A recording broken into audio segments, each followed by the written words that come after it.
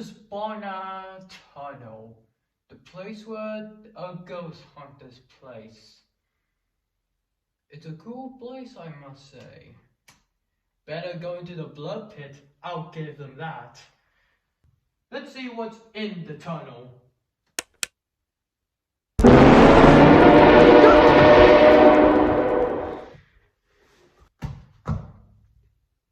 Oh, it's just a reflection. How could I forget that? Oops. Oh jeez.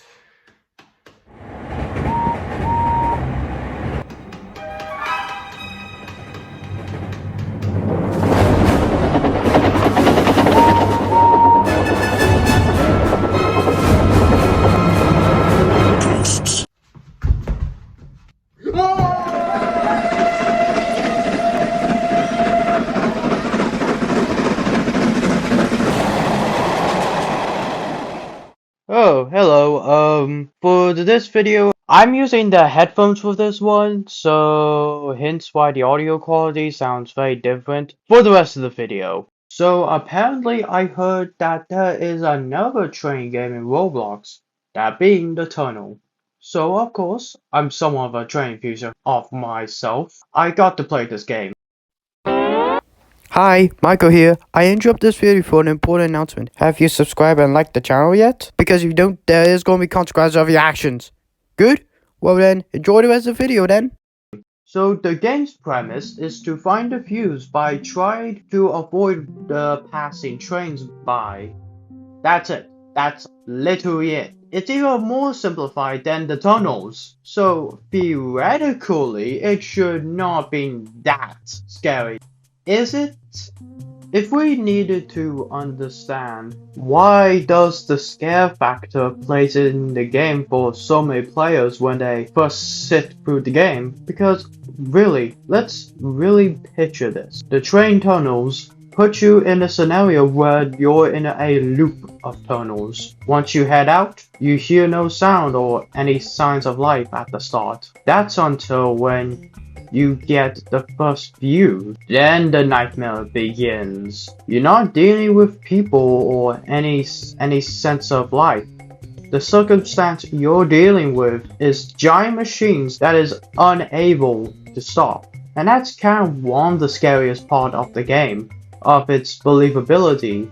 Because unlike cars naturally stop. They could stop on time, but trains, meanwhile, can't. They can't stop on time. The heavy weight would prevent someone could only move on. And that's why the game feels imitating, because almost these trains are like a taunt in a way.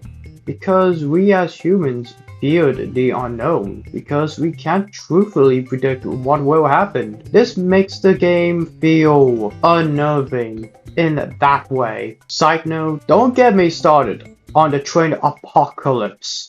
It is the equivalent of 50-20 infinite UCN. Trains are everywhere, and you only have one life, so have a good one without getting rail killed with a huge leap of faith. So can anyone tell me in the comments that if you actually did the challenge and completed it? Everyone can put the comments below. I'm interested in hearing it. Anyways, to add on, it is also utilized on the train's whistle. Every time you're hearing this whistle, feels like a death wish is happening. A screaming telling me will of you're facing death. Might I like to say that because of the lack of music, the lack of music really enhanced the mood of loneliness. Now think about it, it's sort of one of those liminal weirdcore space where you see it online. It is a special type of atmosphere that has no doors, no windows, or any sense of life anywhere, and there's no answers for this abstract reality. So overall, while this game is not as good as The Tunnel, but I will say it is certainly a well-crafted one. And a shout out to the team members of the people who played the game. Also, sorry if this video is maybe unfocused, messy, or maybe a bit of an overall understatement, whatever. Thing is that I just want to get this video like off on my chest with this one. And while I was making the script for this video, I actually realized I don't have that much to say about this game, and you know what, that's fine. I guess you just don't need to have a comprehensible video essay. But even then, if you watch the whole video right now, thanks for watching. I appreciate that your attention span is longer than a goldfish.